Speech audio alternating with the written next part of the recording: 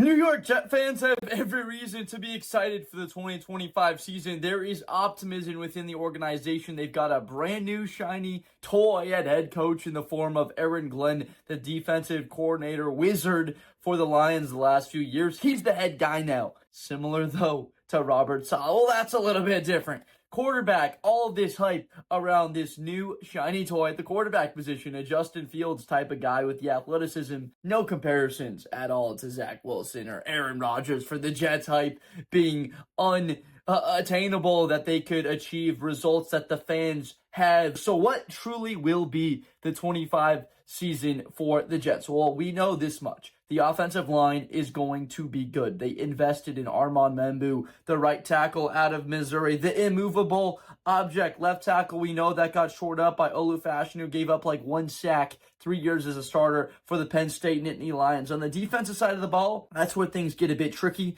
DJ Reed leaves. We know the defensive line is going to be solid with Quentin Williams, Jermaine Johnson, Derek Nottie they brought in from the Chiefs, that winning pedigree. So what will the secondary look like next year? That's where the question marks lay, and where I come in to predict, to preview what the New York Jets and Gang Green are going to have. Well, week 1, how about that Aaron Rodgers bad guy we just talked about? Home game at MetLife, 79,000 screaming fans. I think it's a Jets win. 23-20, they get the job done against Aaron Rodgers. Understand this, A-Rod is not as mobile as he used to be. It's going to be tougher for him to navigate in the pocket. Of course, the arm still has plenty of strength. He's accurate, has DK Metcalf on the outside to lob passes to. Not all that different physical traits compared to Devontae Adams. Maybe not the polish, but certainly a little bit more explosive as a vertical threat. And then the Jets leaning on, hopefully, Breece Hall with a good amount of production and staying healthy. And of course, we haven't mentioned yet Ohio State parrot Garrett Wilson and Justin Fields. Wow. You can just imagine how good that connection is going to be. I mean, the Jets went offensive line. They went Fashanu over Bowers. They went Membou over Ward and Colston Loveland to their left with Garrett Wilson on the outside. I think he has a big day with Justin Fields, a touchdown, maybe somewhere over 85 yards for this one to get a great start to the season. It's tough, though. Week 2, they got a home game against the Buffalo Bills, 27-14. Think that they fall. Buffalo's just got a very good defense. We talked about Garrett Wilson. Well, they have a guy there in Buffalo that can run stride for stride with him in those low 4.3s. Hairston's just as athletic. He's got the length to be able to cover Garrett down the sideline. And then you have Justin's ability to play against the Buffalo Bills. That's a tough matchup altogether. Josh Allen's legs in the red zone. James Cook, such a weapon, again, within goal-to-goal scenarios. Very tough matchup. Week 3, they are at the Bucks. Understand this. The Bucks are for real this year. They are coming off back-to-back division titles for a reason. Baker Mayfield is no longer underrated. He is rated highly by just about every analyst that can. If you don't have Baker Mayfield up high on your list, you don't think he's a top 12 guy with that talent around him, you just aren't watching the sport, because he's going to be throwing for over 4,000 yards and 30 touchdowns once again, and potentially putting himself firmly within the MVP race at the quarterback spot. Why? The production. We talked about the guys around him. I think the Bucks beat him 30-17. It's just tough for the Jets to be able to cover that amount of threats.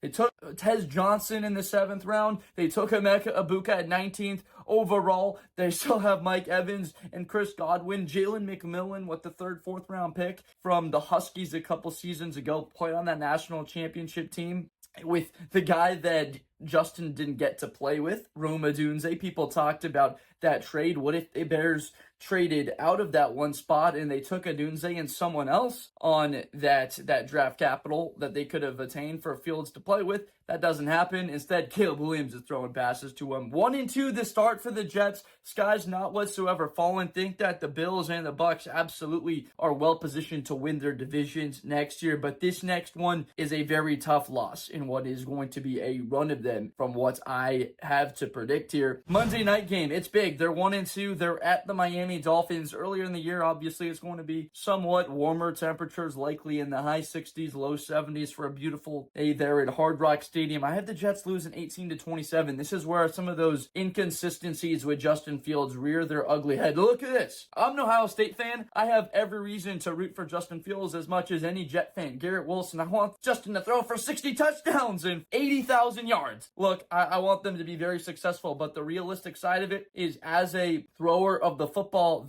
the motion, taking too much time to throw is the biggest concern. The fact that the Jets don't have a great target to go throw the football to outside of Garrett Wilson. You can tell me about Josh Reynolds or Alan Lazard or Arian Smith, Malachi Corley, or the tight end that they just took, and Mason Taylor out of LSU. I understand all of those. They've got one guy that is their main threat for any team that they are going to face, and Garrett Wilson can't just do everything every game. So I have them falling to 1-3 just like that start of the year. Now you're in a tough spot because you're hosting the Dallas Cowboys. They're coming into town, and Dallas is going to have a healthy Micah. CeeDee Lamb is most likely going to stay healthy throughout 2025 season. Why? Because he doesn't have to get 180 targets. George Pickens can get half of those. He can get 100 targets next year, and he can play over the middle of the field. He can play on the outside, take a couple more shots that CeeDee used to have to take because they have another guy to dump the football off to. And of course, that is a top 5. You might not say Prescott's a top 5 quarterback. Probably no one is, or even in the top 8 to 10, but you do know how good he is effective. There's a reason why CeeDee Lamb is a top 5 fantasy wide receiver. I have the Cowboys beating him 21-10. I just think that Micah Parsons is going to get pressure on Justin Fields. We saw it a couple of years ago, and the Bears took a trip to Dallas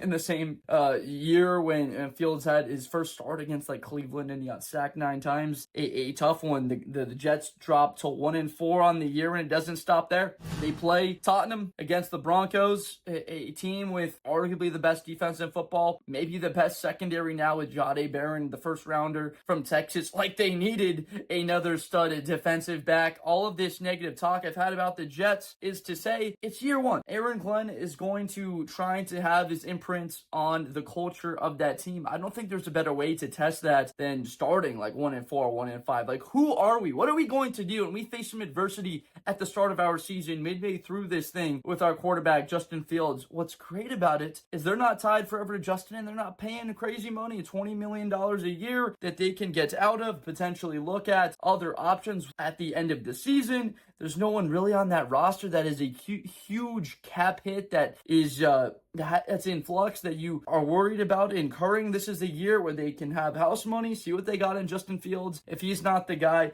look elsewhere. 1-5 to start. Then they've got a Panthers home game. Look, Bryce Young has more weapons than people are going to give him credit for. That's because the South Carolina wide receiver Xavier Legette got overshadowed by Harrison and Neighbors, and Brian Thomas with that huge season, Xavier Worthy with a touchdown in the Super Bowl and being a deep threat throughout the year. Xavier Legette is a very good football player, and he has the size, 6'3", 225, low 4.3 speed. He ran like a 4.32, 40-yard dash. They are dangerous, especially now with Ted McMillan, another big-bodied, potential 850-yard plus 10-touchdown guy, big threat in the red zone to be able to challenge the Jets in what they can do in the secondary, especially with Sauce. He's only one guy. He can only cover one side of the field. Who will step up on the Jets roster? Is it going to be Brandon Stevens? Is it going to be Michael Carter? Which one of them is going to step up as R.J. Thomas? Like, who will be that guy that can fill in to be the next future number 2 cornerback for the Jets? So 2-5, they get their win. Then it's at the Bengals, which to me is a turning point. I think this is a flip of a coin kind of game just because of they're going to run the football against Cincinnati. As of the recording of this, in case I'm bringing up people I'm mentioning as factors in these games, I myself, when you're watching this, not in the United States. I'm in Africa on safari, going to be in Tanzania to see the Great Migration, and I'm recording this currently a couple of weeks before the video you're watching is out. So there might be injuries, unfortunately. There might be guys that I'm speaking of predicting to have an impact that just won't because I didn't know they were going to be hurt. So the Bengals, that game's in Cincinnati. I have the Bengals just winning it, pulling it out 30-28. What came to mind was I mentioned running the football with Breece Hall and leaning on Justin Fields. Shamar Stewart and Trey Hendrickson, as of the recording of this video, Both aren't signed. It's a huge question mark whether either of them is going to be on the roster. And of course, Trey Hendrickson, what do you do? Obviously, he's had the production the last couple of years, but he's on the other side of 30. Will he still be the same explosive player 3-4 years into that contract? You don't want to incur dead money, especially when you're paying Higgins $30 million and Chase the richest wide receiver deal in history, and Burrow amongst the top 5-6 as a cap hit at the quarterback spot. Have the Bengals winning this yearly because of Higgins and Jamar Chase. I'm going to keep it simple. I trust but Burrow's processing enough to have time. I have him getting sacked 4 or 5 times in this game, quite a bit, but just enough time for him to release the ball. That's what helps when you have a 6'5" T. Higgins down there in the red zone. Have Justin Fields playing arguably his best game of the season in this game, but they do fall to 2-6 right before the bye week, and just a heartbreaker, thinking they could maybe get the whole thing turned around. So they're 2-6 coming out of the bye week with the home game against the Cleveland Browns. This is where Justin gets his revenge on that Cleveland Browns and Myles Garrett, who had 4 sacks against Chicago back in 2021 in Fields' rookie year, where he made his first start on the road, got sacked like 9 times. They win this one 21-6. I just don't see where Cleveland's going to produce any offense, whether that be Flacco, whether it's be Shador, Kenny Pickett, Dylan Gabriel, the Oregon kid, set the record for most touchdowns and starts ever for a college quarterback. Doesn't matter to me. They're not going to be able to threaten the Jets because of a lack. Like, who's that guy for Cleveland? They could have had Travis Hunter. They decided to go with Mason Graham and a first-round pick next year and Quinshon Judkins because they got the second-rounder that Jacksonville gave them. That's who they got in return. But the Jets are going to have some pretty good run defense up front. We talked about McDonald. We talked about Johnson. We spoke of Noddy and Quinnen Williams. Not to go through the whole D-line for the second time in this video, but it's about that you can shut that down and force the quarterback to make plays. I don't see the Browns doing it. Jets moving to 3-6 on the year before a Thursday night game at Gillette at New England. Might be overlooking this one if you're a Jets fan. You should not have the Patriots being a fringe playoff team. That's right. Fringe playoffs because of the head coach. Solely that. That's the factor that a head coach can make. He can take you to picking 3rd, picking 5th, to being possibly a playoff team with Mike Vrabel, as well as, of course, picking 5th overall. You get to take Will Campbell. You got the high second rounder they used on Travion Henderson. Kyle Williams, second round, like Drake May taking another step. There's younger players like Christian Gonzalez in that core. Milton Williams, they have pieces to improve, but that's why I think it's a big win for the Jets to be able to come up with that and defeat New England on the road and push its record up to 4-6 on the year. Before they, 30-24 is what I have them winning that, before they play at the Ravens. This is just the type of game that is going to be hurtful to watch as a Jets fan. It will make them be wishing that they didn't turn the TV on. I think Lamar just goes for 41 points total on that game for Baltimore, 41-17. Couple of late scores maybe for the Jets, but it's just a different roster. Derrick Henry, Lamar, Flowers, Andrews, they just have so much to hit the Jets with. And these rosters don't stack up. 1 to 2 years as we see the Jets develop and they can get that second big target for their quarterback, whether that's Justin, hopefully, hope that does happen, or someone else, and defensively continuing to pile in pieces. Just think that they're like another guy away on offense from being legit. The offensive line is there, especially in a year when they have a bit of time to fill in and those players get starting time, but I've got them losing 41-17 to the Ravens and dropping to 4-7 on the season. They have, after that, a home game against Atlanta. Love that matchup. Justin Fields against Penix. It just sounds like a whole bunch of fun. Penix, of course, coming off of up and down year. The Falcons don't quite know what they have in him, similar to the Jets. What do they have in Justin? That's what they want to find out, because if you're listening to the schedule, sounds brutal, of course, but there are very winnable games like this one, just kind of skewed in there and sifted, just dropped around like a 20-17 victory. I believe that they will have over the Atlanta Falcons and shutting down Bijan Robinson. Some of those offenses that will be a bit more run heavy, like Cleveland and Atlanta, in my opinion, with Bijan, are going to have a bit of trouble being able to have that style, whereas a Cincinnati, a team like the Dallas Cowboys, or even the Bills, right, where they have balance a little bit, but more so like put in the quarterback's hands and make plays. That's where I just am worried about the Jets this year. After that, winning that game, moving to 5-7, where it still is like you have an important game against the Miami Dolphins, have them dropping that 28-23. That would be their second loss of the year. Very disappointing, as I actually have the Dolphins being 6-11 this year. 2 losses to Miami is not great. It's a tight game with Achane, but they have that balance. Of course, they have, as of this, Tyreek Hill still and Jalen Waddle, just to mention like their top tier guys. How are the Jets going to stack up against that speed? It's been a while since have locked down a team that can just flat out fly and be able to not turn the ball over. That's the big thing for Justin. One of them, at least, is just securing the football. The sacks we saw in Chicago, the late game interceptions that killed some of their games were a problem.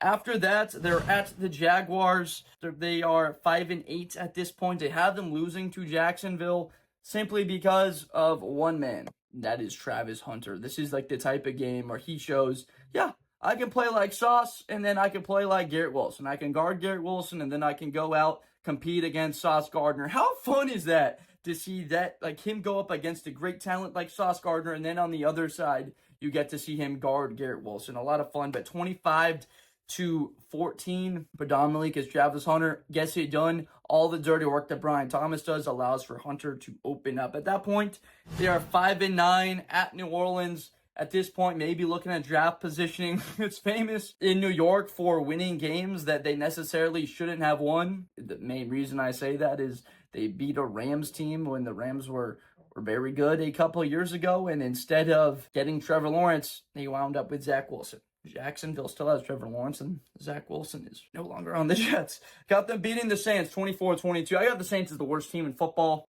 A tight win here for New York. Like Justin, really leaning on his legs in that matchup against New Orleans, and of course his connection with Garrett. They're at that point 6-9 on the year, have them losing at home to the Patriots. The Patriots are playing for a lot more at that point. I know you can throw the records out typically when you have Jets Patriots. You can typically throw the records out, but the Patriots historically have beaten him. Not to put salt in a wound there, seawater in a cut for Jets fans. Love Jets fans, but that is a New England team that has a lot to play for, even though if it has at home. Have them losing 19-17 to finish off. Feel like Buffalo might not have much to play for, whether it be the division locked up early or maybe even a bye. Have the Jets beating the Buffalo Bills 23-7 to end the year of what will be quite up and down, similar to where the last couple of years have been, and more question marks at the quarterback position. Do they decide that we want to put capital into a quarterback? This is the type of year, though, where I don't see them finishing in the top 10. They're able to win games and keep themselves out of there, but not good enough to be a fringe playoff team. I would love, again, for the fourth time, would love to see them be a playoff team. Go to the Super Bowl and play these guys in the back here against the Bears. It should have been fun if Rodgers was there. That's what I was hoping for. Split off every year. But that didn't happen, and just hoping Justin does great. Rooting for that guy and the squad. But 7-10 overall with question marks once more at that position, leaving the Jets to make a couple decisions. And the defense looking relatively good enough for Aaron Glenn to be warranted absolutely a year back with confidence. Thank you so much. Let me know in the comments what you think about my Jets prediction and preview for next year. Of course, this team leans on defense. They're going to lean on Justin's legs. There's been a lot of talk about how Justin is a type of quarterback and athlete that the Jets have never had at the quarterback position. Agree with that. And it'll just, we'll see how it all plays out once we get into September. So thank you so much for watching. Make sure to subscribe and like for more content in the future, and I will see you next time. Thank you so much. Best player in college football. That Georgia and Ohio State game, New Year's Eve, is going to be a classic. Josh Blunder. Hi, everybody. I'm Josh Blunder. To the 40, 35, 30. Espinosa to the 20.